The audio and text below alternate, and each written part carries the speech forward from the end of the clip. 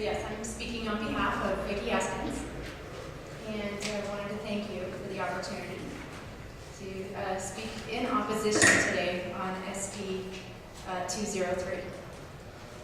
And Vicki Eskins says that she's concerned, a concerned citizen from Wood County.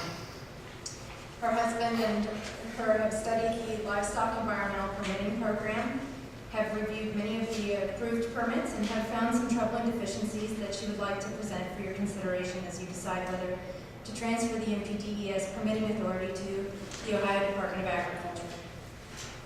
According to the ODA, the LEPP rules were developed, reviewed, and recommended by a diverse group of scientific professionals, including representatives of the ODNR, Division of Soil and Water Conservation, Division of Water, and Division of Geological Survey, United States Geological Survey, USDA Natural Resources Conservation Service, and Agricultural Research Services, and the Ohio EPA Division of Surface and Water Division of Drinking and Groundwater Waters.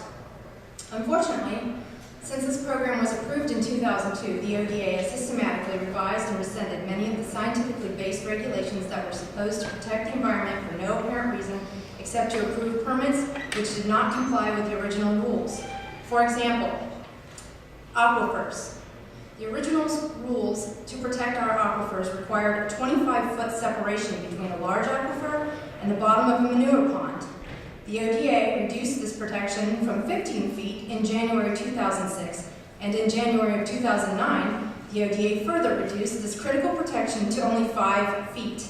At least 4 approved permits in Wood and Sandusky counties have less than 15-foot separation.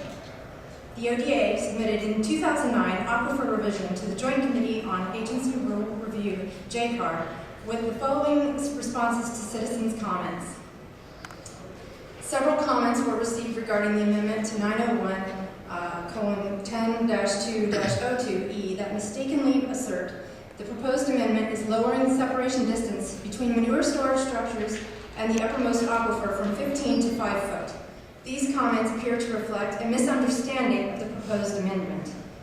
The ODA further discussed the existing rule language while completely misleading the JCAR from the true intent of the citizens' comments, which referred to the original 2002 rules.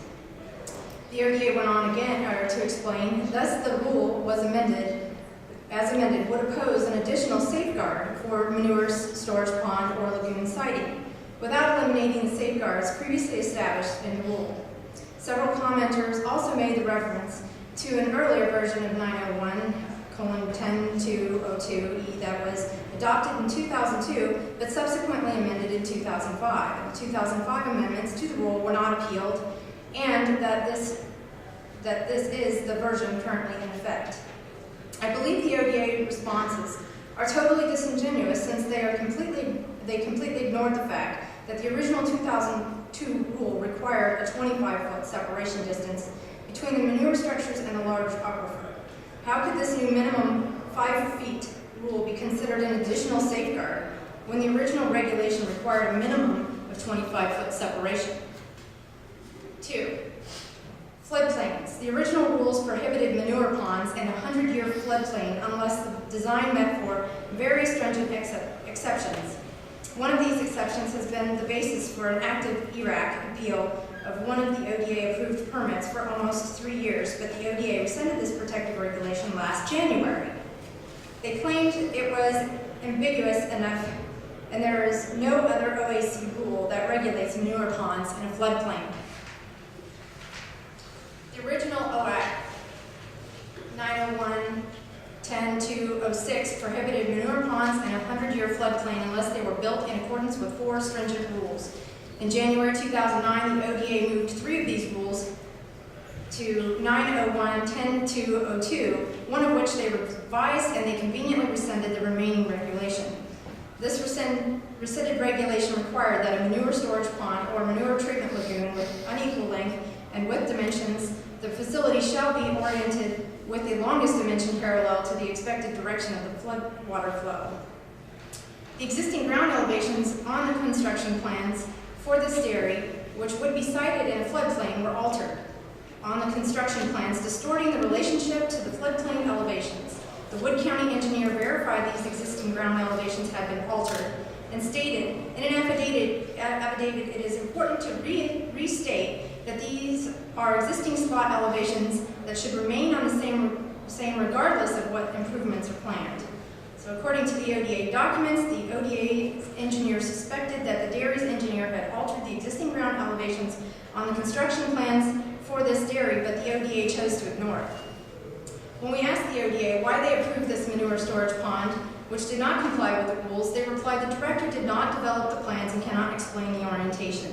But Director Boggs refused to investigate this obvious violation of the ODA rules and ultimately just rescinded the rule.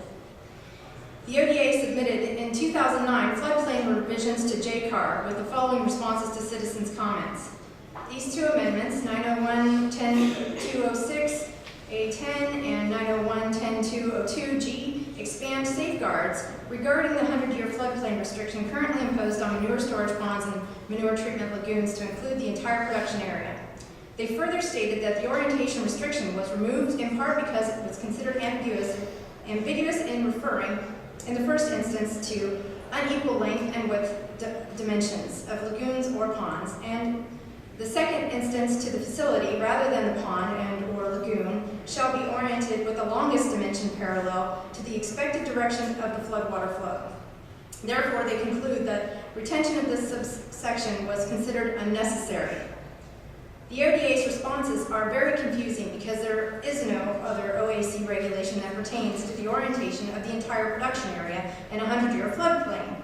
Therefore, it would appear that they only rescinded this regulation because this permit violated the original rules.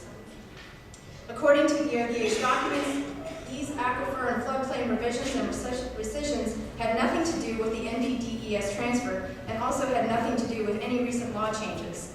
The ODA has admitted that they have no records of scientific studies to prove that these changes are safe.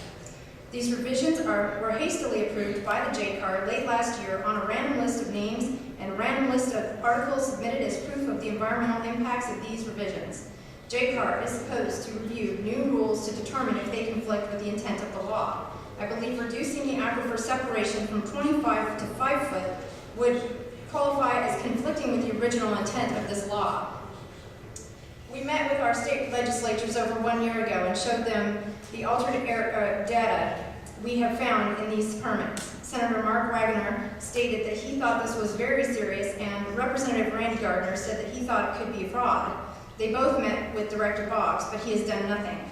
The ODA's current program states that the director shall deny, modify, suspend, or revoke a permit to install or permit to operate if the permit application contains misleading or false information.